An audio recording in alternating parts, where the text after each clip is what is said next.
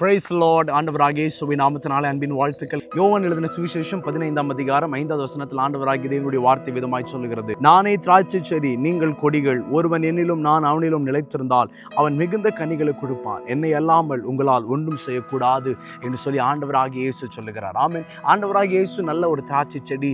நீங்களும் நானும் திராட்சை செடியிலிருந்து வளர்ந்து வருகிற கொடிகளாக இருக்கிறோம்.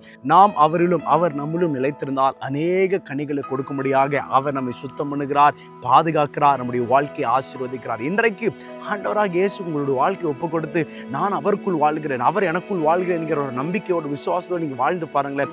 இதுவரைக்கும் உங்கள் வாழ்க்கை நீங்கள் கனி கொடுக்காமல் இருந்திருக்கலாம். ஆனால் இந்த நாளிலிருந்து உங்கள் வாழ்க்கைகளை கனி கொடுத்து, ஆவின் கனிகள் ஆகிய அன்பு, சந்தோஷம், சமாதானம், நீடிய பொறுமை, தயவு, நற்குணம், விசுவாசம், சாந்தம், நிச்சயடக்கம் என்கிற 9 கனிகளையும் கர்த்தர் உங்கள் வாழ்க்கையிலிருந்து பிறக்க வைப்பார். உங்கள் வாழ்க்கை ஆசீர்வாதமாக இருக்கும். உங்கள் மூலம் அநேகர் ஆசீர்வதிக்கப்படுவாங்க. அந்த கர்த்தர் நம்புங்க, விசுவாசிங்க, நீங்கள் நல்லா இருப்பீங்க. God bless you. Have a nice day.